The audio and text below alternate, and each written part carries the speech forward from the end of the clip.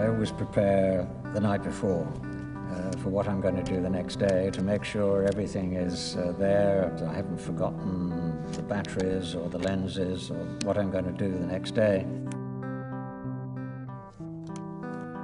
I can just in the morning pick it up, go out and know that I've got everything without having to think too much about it.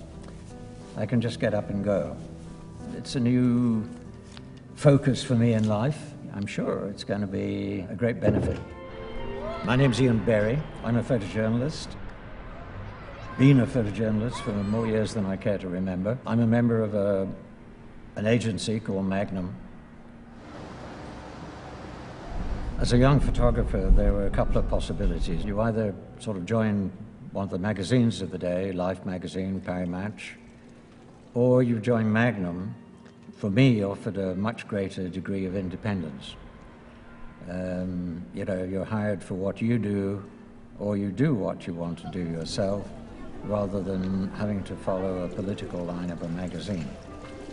I suggested Rome, and I'm delighted that it was accepted, because one of the great things about Rome, of course, is not just the historical buildings, but the marvelous colors that if you get out of the center of the city and into these back streets, if you like, you get these fantastic buildings painted in ochre, painted in yellow, which does make life a lot easier if you want to, you know, if you're taking photographs in color.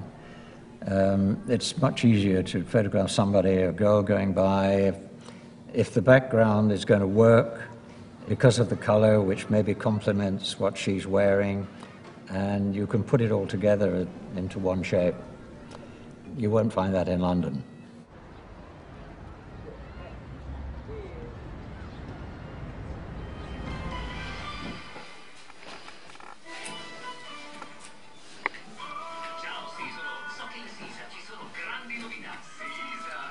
I take photographs everywhere, but I do find myself in urban environments, in cities, shooting all the time, trying to get a feeling of the country, the city, of the people, and for that, you really do need a small camera. The beauty about this is that I can walk up, shoot. They don't hear me because the shutter's so quiet, and they don't see me, and I'm gone. So, you know, working on the street, it really is terrific. When I joined Magnum to meet up with Henri Cartier-Bresson, who was the doyen of photojournalists at the time, although he never called himself a photojournalist. Henri taught me one sort of vital thing. If you're shooting on the street, you really need to move slowly, because if you walk quickly and suddenly you see something you want to photograph and you stop, everybody is aware of the change of movement. So the trick is to move very slowly, and when you stop, people just don't notice you. There are short zoom lenses, which Panasonic also make, and I tend to use one of those when walking around because it covers my favorite focal length of 28 and Cartier-Bresson's favorite focal length of 50. And so I can really just walk around with one camera, which is such a relief. It's something that I've never had in my life before. And the prospect of walking around with a tiny camera like this and just a pocket full of lenses is just extraordinary. And it really is, I think, a life changer for me.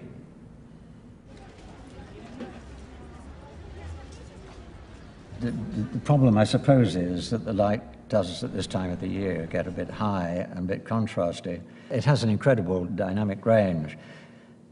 It holds up the highlights brilliantly when I would have assumed that they would have been lost, but also holds up the shadows. So you can work with this extreme contrast. One of the really good things is, apart from the ability of the viewfinder to see better than I can with my naked eye, is that I can go to really high ISO ratings, which the combination of which opens up possibilities that I've never had before. That actually does make life a lot more fun, you know. less suspense and more immediate satisfaction. Downside to that is that I can't go to bed early. You have to get up and go out and shoot.